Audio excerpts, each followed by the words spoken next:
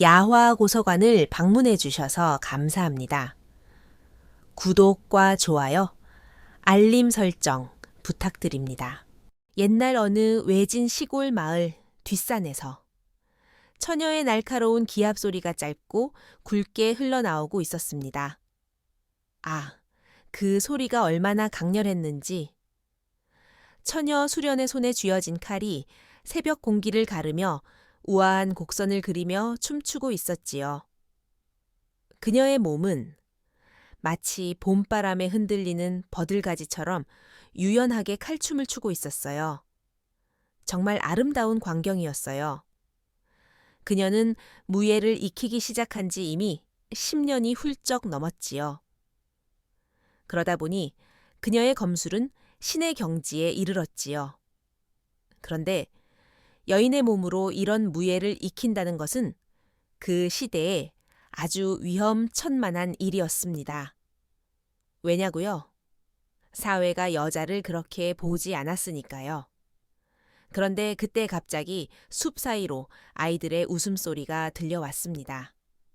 수련은 화들짝 놀라 칼을 등 뒤로 감추었지요. 저기 귀신이다. 하얀 옷을 입은 귀신이 칼을 휘두르고 있었어.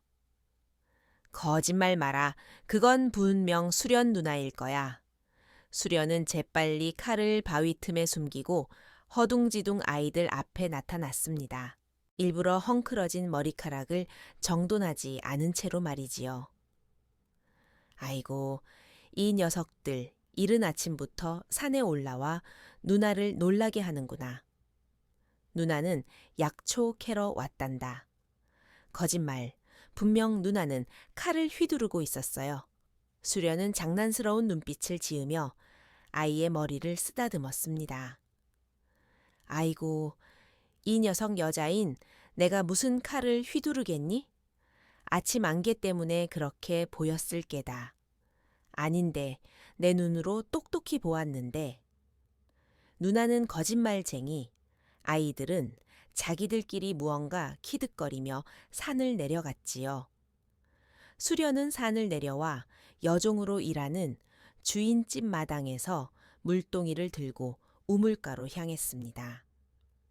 그런데 주인집 도령이 그녀를 은큼한 시선으로 유심히 바라보고 있었지요. 수련은 그를 의식하다 발을 헛디뎌 물동이를 엎지르고 말았습니다. 그 바람에 그녀의 치마가 물에 젖고 허벅지가 드러났지요. 수련아, 이왕 보인 김에 어디 한번 더 드러내 보이거라. 내 허벅지가 참으로 탐스럽구나. 흥 도련님은 넘어진 나보다 내 허벅지만 보신 것이옵니까? 행여 내 허벅지 보고 달려들지나 마십시오. 그러다 저승 구경을 하실 수도 있사옵니다. 아니, 내가 언제 내게 달려든다고 했느냐? 괜히 그랬다가 내 손에 살아남기나 하겠느냐? 흥 알긴 아시는군요. 도령은 수련이 무서워 얼른 방으로 들어가 버렸습니다. 수련은 탐스럽게 잘 익은 과일이었지만 먹을 수 없는 독이 든 과일 같았지요. 한마디로 도령에게는 그림의 떡이었습니다. 그날 저녁 수련은 주인집 일을 마치자마자 산속에 있는 암자로 향했습니다. 그녀의 손에는 약초를 담은 보자기와 쌀을 담은 작은 주머니가 들려 있었지요. 방문을 살짝 열자 노파, 월화가 누워 있었습니다. 노파의 나이에도 그녀의 눈빛만은 여전히 맑고 예리했지요. 할머니, 오늘은 기운이 어떠신지요? 주인 집에서 몰래 가져온 쌀로 죽을 써 드리겠습니다. 노파 월화는 미소를 지으며 고개를 끄덕였습니다. 그녀의 주름진 손이 수련의 손을 따뜻하게 감쌌지요. 내 제자가 이렇게 효성스러울 줄이야. 10살짜리 버려진 계집아이를 데려왔을 때는 몰랐었구나. 수련은 아궁기에 불을 지피며 어린 시절을 떠올렸습니다. 버려진 자신을 거둔 월화가 밤마다 검법을 가르치던 날들. 실수할 때마다 엄하게 꾸짖던 모습이 선명했지요. 노파 월화는 전설의 여검객으로 불리던 사람이었다. 그녀는 나이가 들어 초에 묻혀 살다가 수련을 만나게 되었지요. 오늘 새벽에도 연습했습니다. 할머니가 가르쳐 주신 십당건법 말입니다. 그런데 갑자기 노파 월화가 심하게 기침을 했습니다. 그녀의 입에서 붉은 피가 쏟아졌지요. 수련은 놀라 재빨리 월화의 등을 두드렸습니다. 할머니, 괜찮으신지요? 약초를 더 캐와야겠습니다. 괜찮다. 이 늙은이가 죽을 때가 된 것뿐이야. 그런 말씀 마십시오. 할머니가 돌아가시면 이 수련의 칼솜씨는 누구에게 자랑하겠습니까? 게다가 아직 마지막 비법도 가르쳐주지 않으셨잖아요. 수련의 말에 월화는 피 묻은 입가로 미소를 지었습니다. 내 솜씨라면 이제 나보다 나을 게다. 저는 아직 할머니의 반도 못 미칩니다. 일단 산에서 약초부터 더 구해 와야 할 것 같습니다. 할머니의 기침이 점점 심해지니 말입니다. 그럼 내일 새벽 일찍 다녀오겠습니다. 할머니, 편히 주무세요. 한편 같은 시각 한양에서는 윤준호라는 젊은 선비가 깊은 밤에 조판서의 서재를 뒤지고 있었습니다. 아, 그 긴장된 분위기가 얼마나 숨 막혔을까요? 그는 판서 조경수의 서재에서 문서들을 조심스럽게 넘기며 반역에 관련된 증거들을 찾고 있었습니다.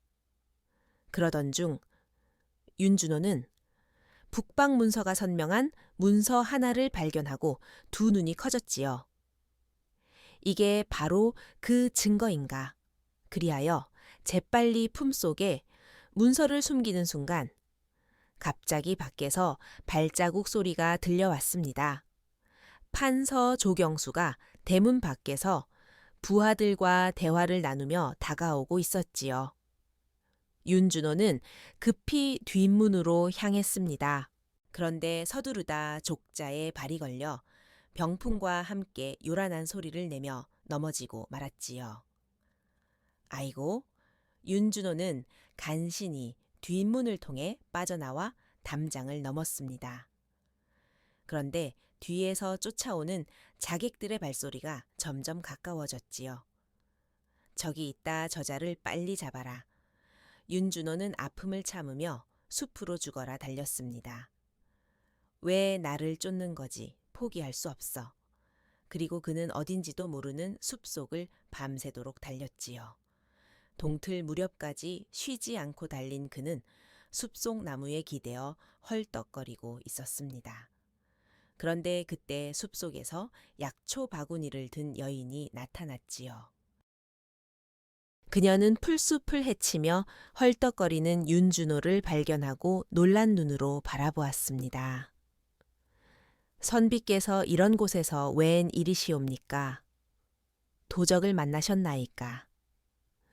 윤준호는 허리를 곧게 세우려 했으나 엉덩이의 통증에 다시 몸을 구부렸습니다. 그리고 그는 위엄을 세우려 목소리를 가다듬었지요. 그대는 누구이며 이 숲에서 무엇을 하고 있는 것이요? 세희는 윤준호의 거만한 태도에 눈썹을 찌푸렸습니다. 그녀는 바구니를 내려놓고 허리에 손을 얹었지요. 이 몸은 근처 촉에 사는 세희라 하옵니다. 선비께서는 도움이 필요해 보이시는데 그런 태도로는 제 도움을 받기 어려울 듯하옵니다. 윤준호는 말을 하려다 갑자기 눈앞이 어지러워 비틀거렸습니다. 그 모습을 보고 세희는 한숨을 쉬며 그에게 다가갔지요. 아이고, 양반님들은 다 그래 죽을 지경에도 위엄만 세우시려 하니 윤준호가 의식을 잃고 쓰러지자 세희는 어쩔 수 없이 그를 등에 업었습니다. 하필 산속에서 이런 약골 선비를 다 만나다니 세인은 윤준호를 업고 따라 걸었습니다. 그녀의 작은 체구에 비해 놀라울 정도로 힘이 좋았지요. 그녀는 윤준호를 업고 투덜거렸습니다. 선비님, 깨어나시면 이 은혜는 꼭 갚으셔야 할 것이옵니다. 그리고 천민이 양반을 업었다고 트집을 잡아서도 아니 되지요. 잠시 후 윤준호는 낯선 향기에 코를 찡그리며 눈을 떴습니다. 그는 깨끗한 집 베개에 머리를 대고 있었고 상처에는 약이 발라져 있었지요. 몸을 일으키려다 엉덩이 통증에 신음을 내뱉었습니다. 깨어나셨군요. 선비님께서 숲에서 정신을 잃으셔서 이 초가로 모셔왔사옵니다. 세인은 차분한 목소리로 말하며 약초를 빻고 있었습니다. 그런데 윤준호는 자신이 속옷만 입고 있는 것을 알고 깜짝 놀랐지요. 내 옷은 어찌 되었느냐? 그리고 어찌 감히 양반의 옷을 벗긴 것이요?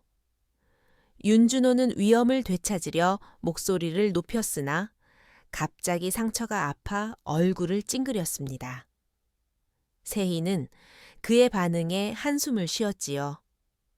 선비님의 옷이 너무 더러워 빨았사옵니다. 그리고 상처를 치료하려면 옷을 벗겨야 하지 않았겠습니까? 고맙단 말은 못할 망정 그리 큰 소리 치지나 마시옵소서. 그런데 내 것을 보았느냐? 세희는 윤준호의 말에 어이없는 표정을 지었습니다. 보지 않았으면 되었지 뭐 볼 게 있어야 보지요. 쥐똥만 한 게 하나 붙어 있긴 하던데 아무짝에도 쓸 수 없겠더이다. 그 말에 윤준호는 얼굴이 붉어져 고개를 숙였습니다. 잠시 후 윤준호는 고개를 들어 방 안을 둘러보았습니다. 초가치고는 놀랍도록 정갈했고 벽에는 검과 검법에 관한 그림들이 걸려 있었지요. 그리고 그의 눈에 한 자루 오래된 검이 눈에 띄었습니다. 여종이 어찌 병서를 갖고 있는 것이요? 그리고 저 검은 무엇이요? 세인은 윤준호의 상처에 새 약을 바르며 담담히 대답했습니다. 제 스승님의 유물들이옵니다. 스승님은 검술에 능하셨고 제게도 가르쳐 주셨지요. 윤준호는 세희의 말에 의심의 눈초리를 보냈습니다. 그는 천민이 그것도 여인이 무예를 익히는 것이 흔치 않음을 알고 있었지요. 윤준호는 잠시 침묵하다 결심한 듯 입을 열었습니다. 나는 선비 윤준호라 하오. 나는 지금 반역 음모를 밝히고 있는 중이요. 그 말에 세희의 눈이 갑자기 커졌습니다.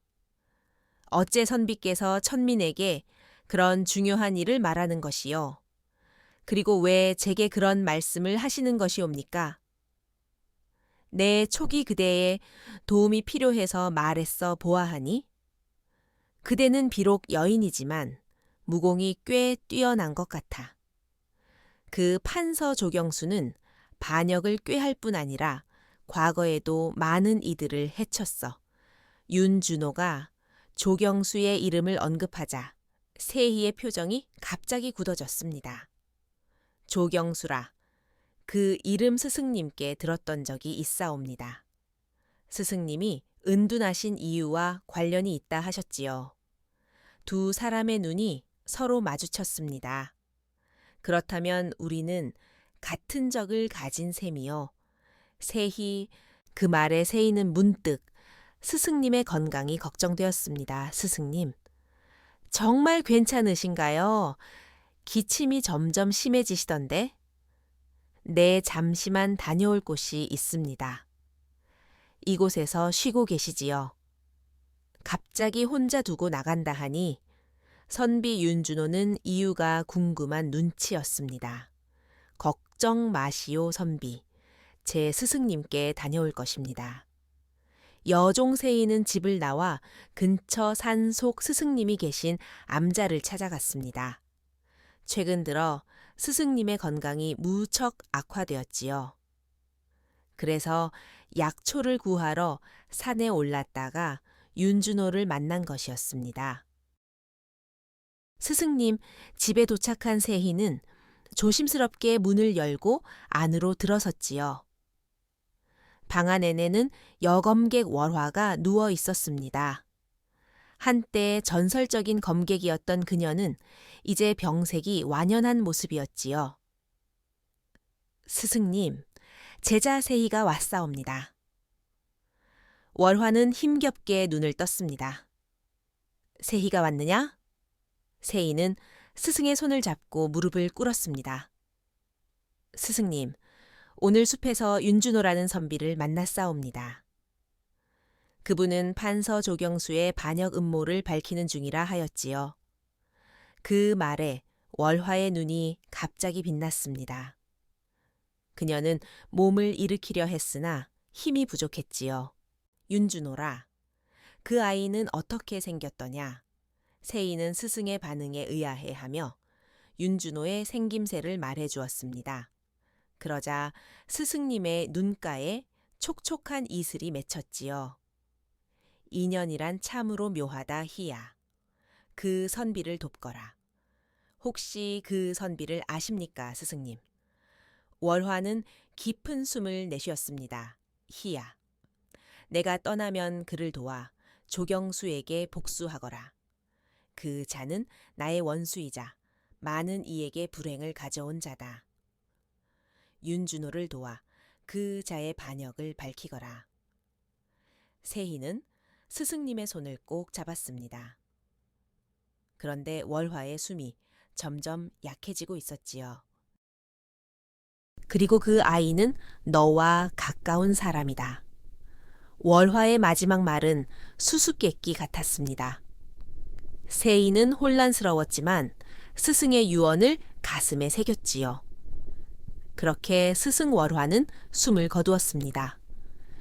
그리고 하늘의 별이 되었지요.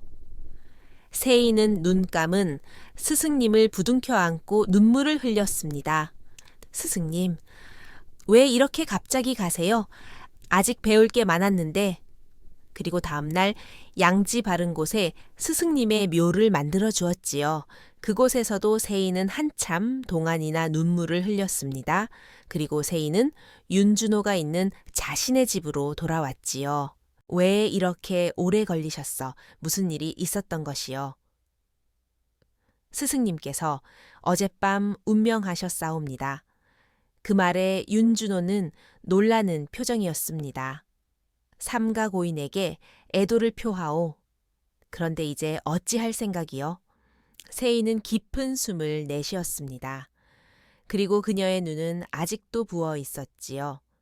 선비님을 돕겠습니다. 세희는 스승님의 유언을 받들어 윤준호를 돕기로 하였지요. 고맙소. 세희가 나를 도와주면 내겐 큰 힘이 될 것이요. 그리하여 선비 윤준호는 세희와 함께 한양집으로 향했습니다. 그리고 어느 커다란 기와집 안으로 들어갔지요. 이곳이 내가 사는 집이요. 어서 들어오시오. 선비 윤준호의 집은 으리으리한 기와집이었습니다. 아니, 그런데 이리 큰 집에서 혼자 사시오. 그렇소. 부모님이 돌아가시고 지금은 혼자 살고 있어. 세희는 윤선비가 큰 집에서 혼자 산다고 하니 흠칫 놀라기도 하였습니다. 세희는 윤선비가 내어준 별채에 짐을 풀었지요. 다음 날 밤 달이 구름에 가려질 때 윤준호와 세희는 외진 기와집을 조심스럽게 살펴보고 있었습니다. 그들은 조경수의 신하가 흘린 정보를 통해 이곳에서 비밀 회합이 열린다는 것을 알아냈지요. 저들이 모이기 전에 우리가 먼저 들어가 잠복을 해야 하오. 그렇다면 제가 먼저 들어가 안을 살펴보겠습니다. 세희는 윤준호보다 먼저 뒤쪽 담장을 사뿐히 넘어갔습니다. 마치 한 마리 나비처럼 가볍고 아름답게요. 그리고 그녀는 몸을 숨기고 경비병들의 위치를 파악했습니다. 이 병사들은 어디에 숨어 있을까 조심해야 해. 그녀는 뒷문을 열어 윤준호를 안으로 들였지요. 그녀의 몸놀림은 마치 그림자처럼 소리 없이 움직였습니다. 그리고 그들은 회합이 열리는 안방에 먼저 들어가 벽장 속에 몸을 숨겼지요. 좁은 공간에 두 사람이 함께 있자 몸이 밀착될 수밖에 없었습니다. 그러다 보니 윤준호의 심장이 빠르게 뛰기 시작했지요. 그것이 위험 때문인지 아니면 세희와 몸이 바짝 붙어 있어서인지 스스로도 분간하기 어려웠지요. 왜 이렇게 가슴이 떨리는 거지? 이 감정은 뭐야? 세희는 윤준호의 빠른 심장 박동을 느끼며 입가에 미소를 지었습니다. 그리고 그녀는 윤준호의 귀에 속삭였지요. 선비님, 심장이 너무 빠르게 뛰는데요. 그게 저 때문이라면 얼른 진정 좀 하셔야겠어요. 순간 윤준호의 얼굴이 붉게 물들었습니다. 그리고 두 사람은 묘하고 야릇한 감정을 느꼈지요. 그런데 그때 방 안으로 여러 사람이 들어오는 소리가 들렸습니다. 판서 조경수와 여러 관리들이 자리에 앉아 대화를 시작했지요.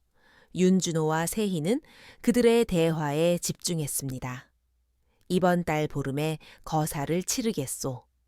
왕을 폐위시키고 새로운 정권을 세울 것이요. 갑자기 윤준호의 눈이 커졌습니다.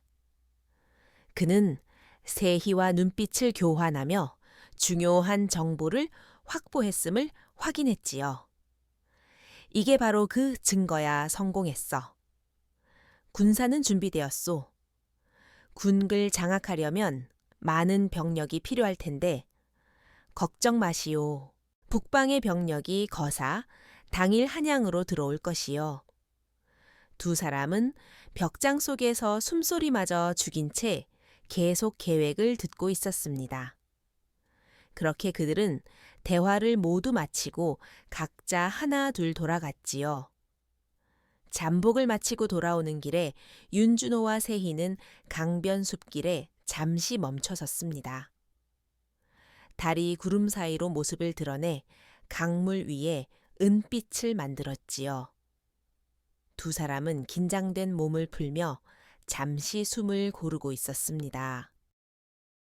오늘 그대의 도움이 아니었다면 증거를 얻지 못했을 것이요. 고맙소. 당연한 일을 했을 뿐이옵니다. 스승님의 유언이 있었기도 하였고요. 윤준호는 달빛에 비친 세희의 모습을 바라보았습니다. 그녀의 얼굴이 달빛에 은은하게 빛나고 있었지요. 그는 무언가 말하려다 망설였습니다. 내가 천민만 아니었다면 말을 꺼내다 멈춘 윤준호의 눈은 무척 복잡해 보였습니다. 세희는 그가 하려던 말을 이해한 듯 강물을 바라보았지요. 달빛은 양방과 천민을 가리지 않고 비추고 있네요. 세희는 의미 있는 말을 남겼습니다. 그녀는 달빛이 만든 강물 위 은빛 물결을 보며 미소 지었지요. 그대는 어떤 양반 여인보다도 훌륭하오. 세희는 잠시 침묵하다 담담한 목소리로 말했습니다. 제겐 이제 가족이 없습니다. 스승님마저 떠나고 없는 지금 저는 혼자지요. 그 말에 윤준호는 충동적으로 세희의 손을 잡았습니다. 세희는 혼자가 아니여. 내가 옆에 있지 않소. 이 일이 끝나면? 아니, 지금은 말하면 안 될 것 같아. 우린 할 일이 있네. 두 사람은 말없이 나란히 걸었습니다. 할 말을 다하지 못한 두 사람은 아쉬움을 뒤로하고 걸어갔지요. 달빛은 여전히 두 사람을 똑같이 비추고 있었습니다. 그날 밤 세희는 잠자리에 누워 스승님을 마지막으로 떠나보내던 날을 생각했습니다. 세희는 스승님의 유품을 정리하던 중 오래된 검과 병서 그리고 월화가 사용하던 소박한 물건들을 하나하나 살펴보았었지요. 그런데 그때 그녀의 눈에 낡은 나무 상자 하나가 들어왔습니다. 이 상자는 본 적이 없었는데 세희는 조심스럽게 상자를 열어보았습니다. 그 안에는 오래된 문서와 작은 그림들이 담겨 있었지요. 그녀는 천천히 하나씩 펼쳐 보았습니다. 그런데 그중 어느 그림 뒷면에는 내 아들 준회계라는 글씨가 적혀 있었지요. 그것을 보고 세희는 깜짝 놀랐었습니다. 그리고 다른 문서에는 월화가 아들을 양반 가문에 맡길 수밖에 없었던 이유가 적혀 있었지요. 그 이유는 조경수의 모함과 배신이었습니다. 그리고 언젠가 아들을 다시 만나고 싶다는 간절한 소망도 적혀 있었지요. 윤준호가 스승님의 아들이었단 말인가. 그래서 그가 내게 가까운 사람이라 하신 것이 이런 의미였구나. 세희는 스승님이 떠난 날을 회상하다 늦은 시각이 되어서야 잠이 들었습니다. 그리고 다음 날 세희는 윤준호가 스승님의 아들임을 어떻게 말해야 할지 고민을 하고 있었습니다. 어떻게 말을 꺼내야 할까? 이 비밀이 드러나면 우리 관계가 어떻게 변할까?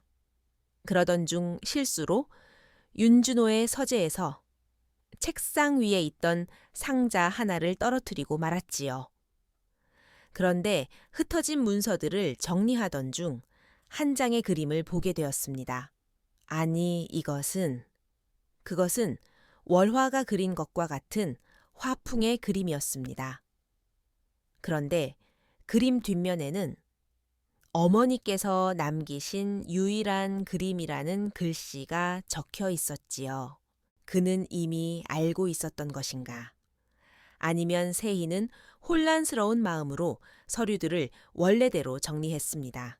그녀는 윤준호가 월화의 아들임을 언제부터 알고 있었는지 무척 궁금해졌지요. 며칠 동안 세희는 윤준호를 유심히 지켜보았습니다. 그런데 그가 한밤중에 작은 나무 상자에서 무언가를 꺼내 한참 동안 들여다보는 모습을 목격했지요. 저건 뭐지? 왜 저렇게 오래 바라보는 거야? 그날 밤 세희는 서재에 들어가 윤준호가 보았던 상자를 열어 보았습니다. 그런데 그때 갑자기 문이 열리며 윤준호가 들어왔지요. 그는 세희가 자신의 상자를 열어본 것을 발견하고 굳은 표정을 지었습니다. 어째 내 물건에 손을 대는 것이요? 윤준호는 차분하게 물었습니다. 혹시 스승님에 대해서 얼마나 알고 계시는지요? 그 말에 그는 천천히 세희에게 다가와 그녀가 들고 있던 그림을 바라보았지요.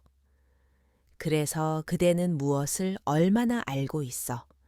세희는 윤준호도 스승님과의 관계를 알고 있다는 생각이 들었습니다.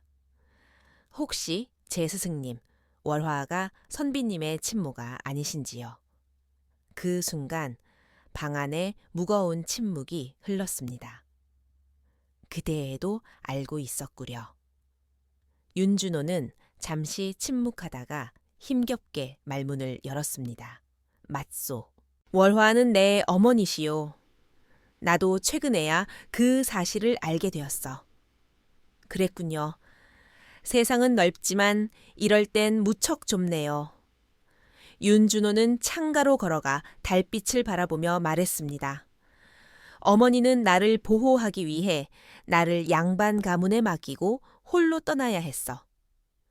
조경수가 어머니를 모함했기 때문이요.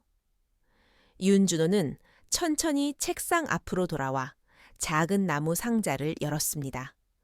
그 안에는 월화가 남긴 그림들이 고이 보관되어 있었지요. 내가 18세 되던 해에 양부모님께서 돌아가시고 이 상자를 물려받았어. 그 안에는 내 출생의 비밀과 진짜 어머니에 관한 내용이 담겨 있었지요. 세희는 조심스럽게 다가가 윤준호 곁에 앉았습니다.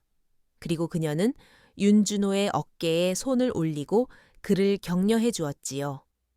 그리고 잠시 후 윤준호는 자리에서 일어나 벽장 깊숙한 곳에서 또 다른 나무 상자를 꺼냈습니다. 그리고 그는 상자를 조심스럽게 열었지요. 세희는 호기심 어린 눈으로 그 모습을 지켜보았습니다. 상자 안에는 붉은 비단이 있었고 그 위에는 어사화가 놓여 있었지요. 윤준호는 어사화를 들어 세희에게 보여 주었습니다. 그리고 품속에서 마패도 꺼내 보였지요. 그 순간 세희의 눈이 동그랗게 커졌습니다. 아니 이것은 어사화와 그리고 이것은 마파예. 그렇다면 선비님은 암행어사인가요? 그렇소, 나는 왕의 밀명을 받은 암행어사여. 세희는 놀라움을 감추지 못했습니다. 그녀는 자리에서 일어나 윤준호를 새롭게 바라보았지요. 그렇다면 처음부터 조경수를 조사하고 있었나요? 윤준호는 고개를 끄덕였습니다. 전하께서 조경수의 반역 움직임을 포착하시고 나에게 밀명을 내리셨어. 전하는 나의 출생의 비밀을 모르셨지만 이제 개인적인 복수와 공적인 임무가 하나가 되었어. 윤준호는 어사화를 다시 상자에 넣으며 말했습니다. 내일부터 본격적인 행동을 시작할 것이요. 조경수의 저택에 잠입해 결정적인 증거를 찾아야겠어. 그렇다면 저도 힘껏 돕겠습니다.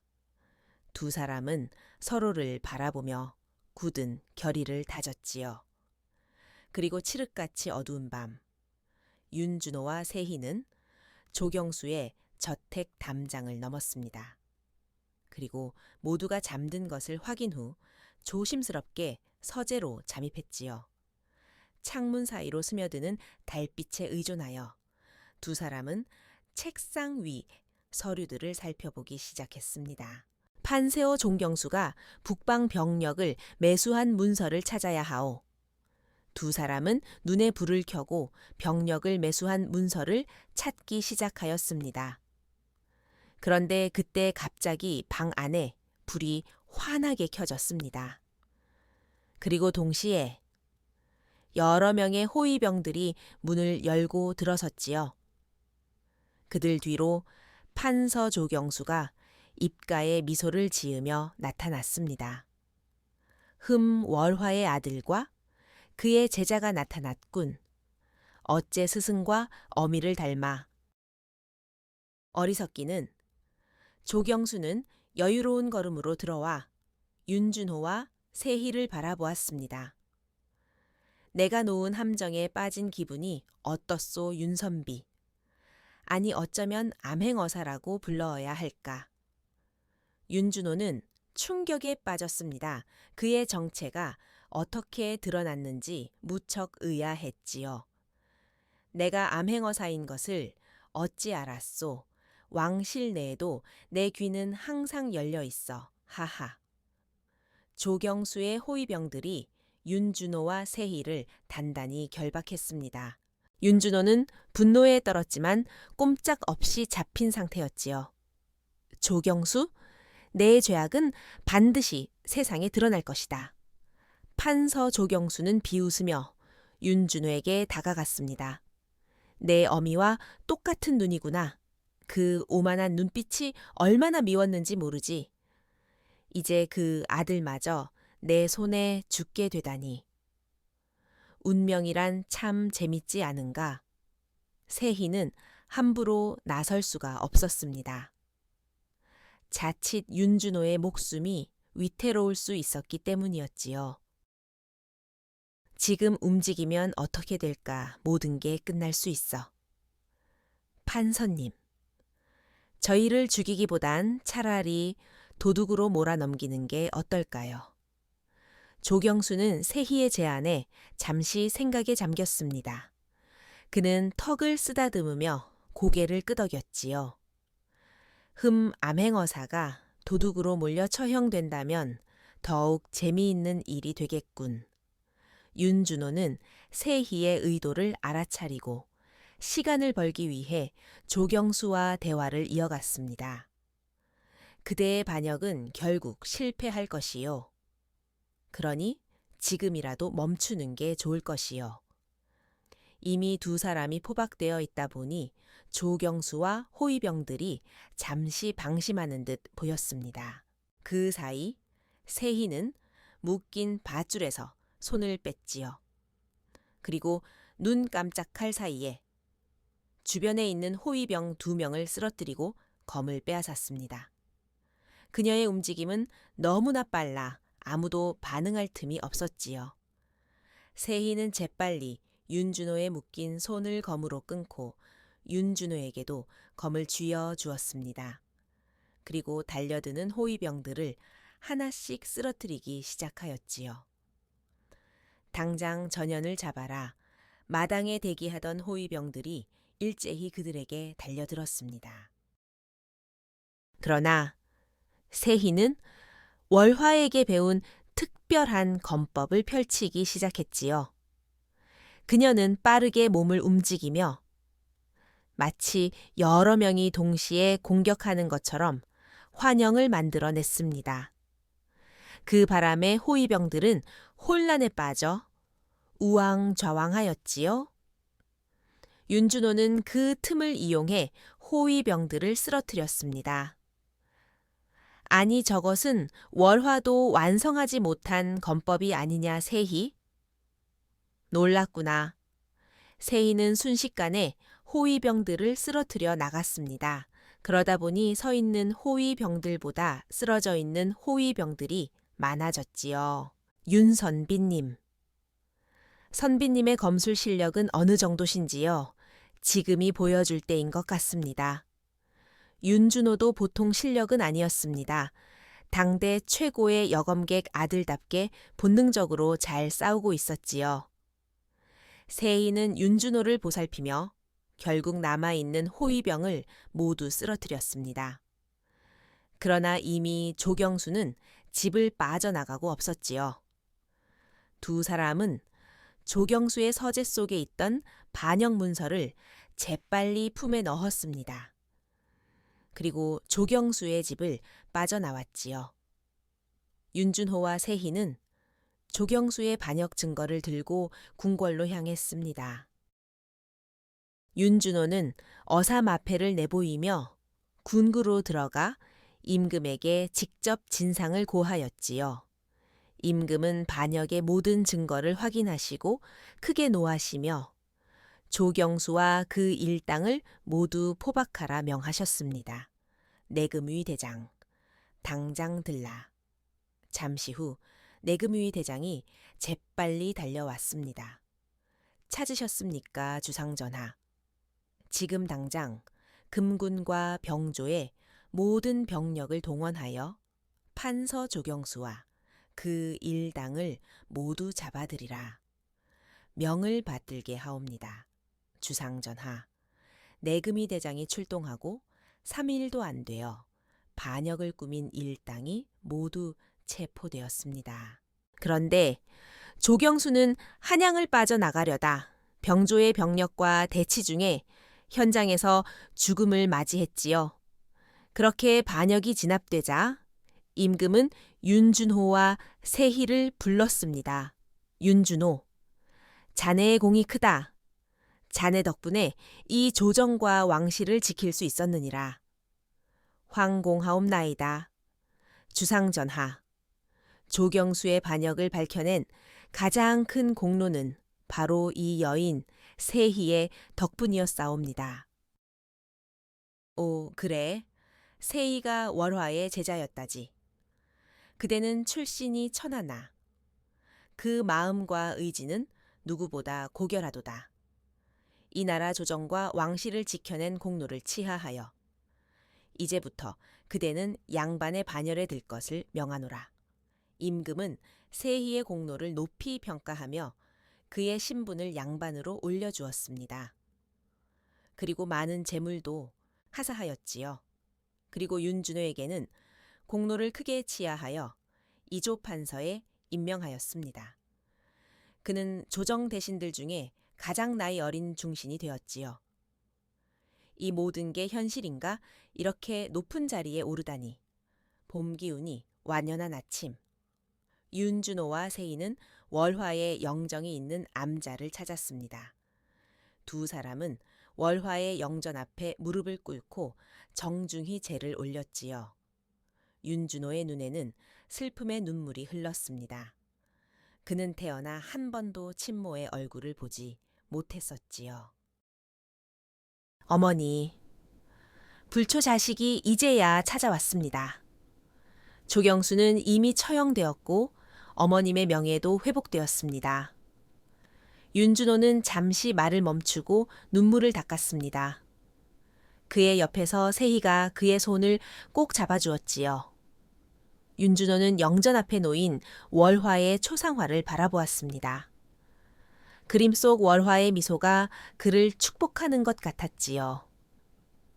제가 어머님을 직접 알지는 못했지만 어머님의 제자를 통해 어머니를 더 잘 알게 되었습니다. 어머님의 수제자 세희가 어머니에 대한 많은 이야기를 해주었지요. 윤준호와 세희는 어머님 영정 앞에서 무릎 꿇고 눈물을 흘렸습니다. 제사를 마친 후 윤준호는 어머니 월화의 유품들을 보았습니다. 그리고 이제 그도 어머님을 느낄 수 있었지요.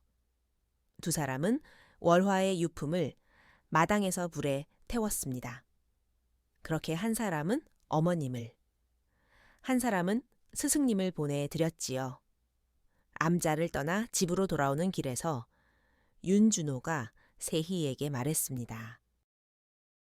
세희야, 내 언제부턴가 하고 싶었던 말이 있었어. 이제는 그 말을 꺼낼 때가 된 것 같아. 그대를 처음 만났을 때부터 내 가슴은 뛰었어. 그땐 몰랐지만 언제부턴가 세희가 내 마음속 깊이 들어와 있다는 것을 알게 되었어.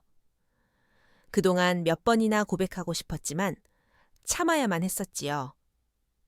그대를 내 온 마음을 다하여 사랑하오 나와 혼인해 주시오. 갑작스러운 윤준호의 청혼에 세희는 깜짝 놀랐습니다. 그럼 당신은 아파트가 있어 차는 무슨 차를 타시오? 아니, 그것은 앞으로 200년 후에나 있을 것들이? 아니요. 어째 지금 조선시대에서 그런 조건을 내민단 말이요. 당신은 미래에서 타임머신이라도 타고 온 것이요. 아니, 그럼 지금 나보고 뚜벅이가 되란 말이요. 이 혼인은 못 들은 걸로 하겠습니다. 아, 알겠어. 내 아파트와 차, 키를 반드시 가져다 드리겠소. 단 나와 함께 200년만 살아주시오. 한 입으로 두말하기 없기요. 약속은 꼭 지키셔야 합니다. 아, 알겠어. 약속은 꼭 지키리다. 그리하여 서로 합의에 성공한 두 사람은 혼인을 올렸습니다. 그리고 두 사람은 100년해로 하였지요. 이보 영감 어째 아직도 차 키를 가져오지 않는 것이요. 아, 그 약속을 지키려면 아직도 100년은 더 기다려야 하오. 아니, 아직도 100년을 더 살아야 한단 말이요. 그렇소, 100년이요. 그럼 앞으로 100년 동안 무엇하며 살까요? 뭐, 할 일도 없고 고스톱이나 치면서 살면 어떻겠소? 조소, 그렇다면 점이요. 콜 점수. 그렇게 두 사람은 죽는 날까지 행복하게 살았다는 야담능소화 이야기였습니다. 우리 이야기가 재미있으셨나요? 구독과 좋아요, 알림 설정 꼭 부탁드립니다. 다음 이야기에도 재미있는 이야기가 많으니 다른 영상도 재미있게 봐주세요. 그럼 여러분 모두 오늘도 행복하고 즐거운 시간 되세요.